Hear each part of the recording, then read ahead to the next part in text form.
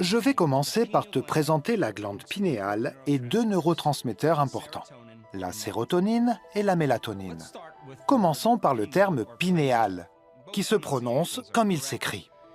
Pinéal signifie en forme de pomme de pin. Le corps pinéal ressemble effectivement à une pomme de pin. Ce n'est pas par hasard s'il a été nommé d'après sa forme. Le corps pinéal est une minuscule glande, à peine plus grosse qu'un grain de riz. Il est situé juste entre ton arrière-gorge et l'arrière de ta tête. Savoir où il se trouve est très important, car quand tu commences à apprendre à l'activer, tu dois être conscient de son emplacement et pouvoir focaliser ton attention dessus. Comme on le dit toujours, ton énergie va toujours au même endroit que ton attention. Plus tu y feras attention, plus tu en auras conscience, plus tu resteras présent grâce à lui et plus tu utiliseras ton énergie pour l'activer. Le corps pinéal est très sensible à la lumière visible, à la lumière venant du soleil ou à la lumière artificielle que nous avons à la maison ou au bureau, à la longueur d'onde lumineuse. Une fois que nos yeux sont ouverts et perçoivent la lumière, le nerf optique capte la fréquence lumineuse. Il envoie alors un signal à un noyau situé dans le cerveau, appelé le noyau suprachiasmatique. Ce noyau envoie un signal au système nerveux sympathique, qui en envoie un au corps pinéal. Le corps pinéal se charge alors de fabriquer un neurotransmetteur, la sérotonine. Il s'agit du neurotransmetteur qui agit pendant le jour et qui, une fois activé, nous pousse à être conscients que nous sommes dans l'espace et le temps et que nous sommes des corps au sein de l'environnement et du temps. Cela génère une onde cérébrale particulière, les ondes cérébrales bêta. Ce sont elles qui nous poussent à faire plus attention au monde extérieur. Grâce à la sérotonine libérée, nous nous levons et nous restons occupés pendant la journée. Ce graphique représente la faible fréquence de lumière visible qui existe dans le spectre électromagnétique. C'est ce minuscule éclat dans l'ensemble de la réalité auquel nos yeux et nos sens sont les plus sensibles. En cas d'inhibition ou d'absence de lumière, l'absence de la longueur d'onde lumineuse qui atteint habituellement le fond de l'œil, le nerf optique, diminue la libération de sérotonine dans le cerveau. L'inhibition de la lumière envoie donc un signal au noyau suprachiasmatique qui va freiner le système nerveux sympathique. Le corps pinéal commence alors à sécréter une autre substance chimique, la mélatonine. Il s'agit du neurotransmetteur qui agit pendant la nuit. Lorsque le niveau de mélatonine commence à augmenter à cause de l'obscurité de la nuit, nous commençons soudainement à ralentir nos ondes cérébrales, en passant au rythme alpha, au rythme θ et enfin au rythme delta. Grâce à la mélatonine, notre corps se repose et se régénère. La sérotonine nous fait lever le matin et la mélatonine nous envoie nous coucher le soir. Ce sont deux neurotransmetteurs importants qui fonctionnent selon un rythme nommé rythme circadien.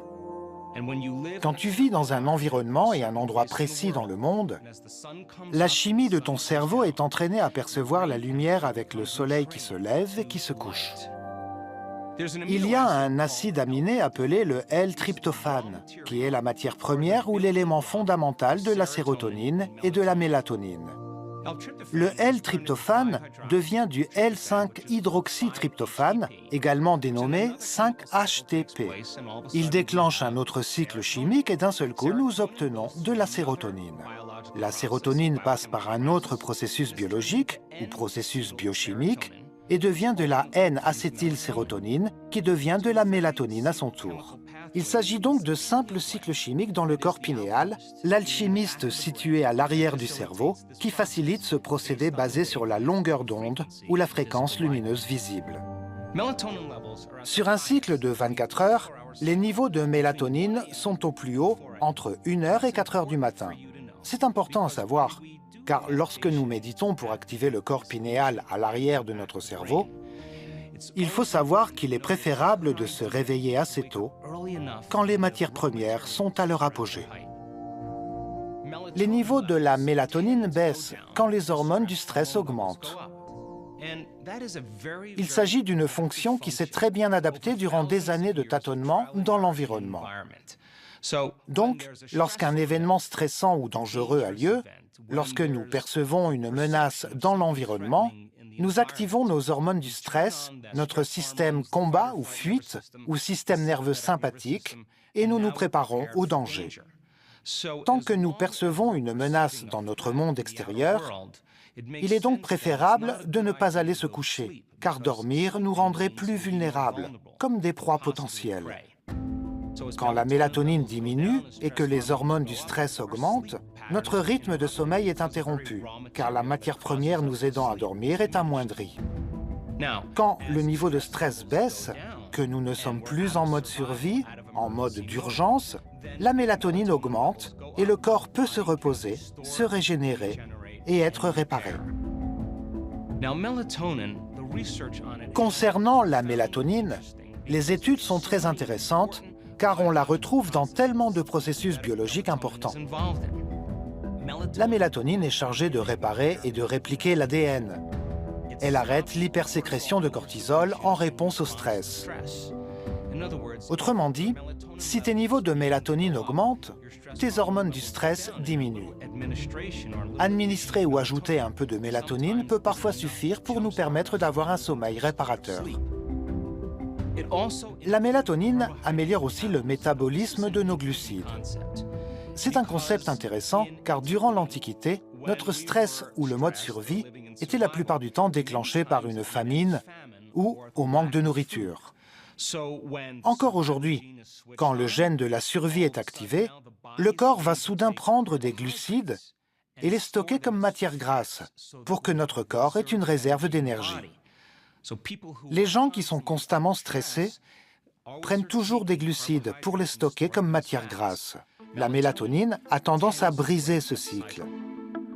Elle diminue les niveaux de triglycérides. Elle inhibe l'athérosclérose ou le durcissement des artères. Elle augmente les réponses immunitaires des cellules et du métabolisme.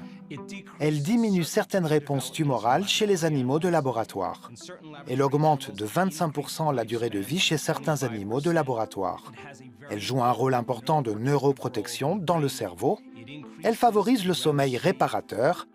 C'est un important antioxydant phagocyte de radicaux libres. Les antioxydants sont des agents anticancéreux, antivieillisseurs, contre les maladies cardiaques et les AVC, antineurodégénératifs, anti-inflammatoires et antimicrobiens. Il faut vraiment que tu te souviennes de ces informations sur la mélatonine. La mélatonine est essentielle, puisqu'elle répare et régénère notre corps.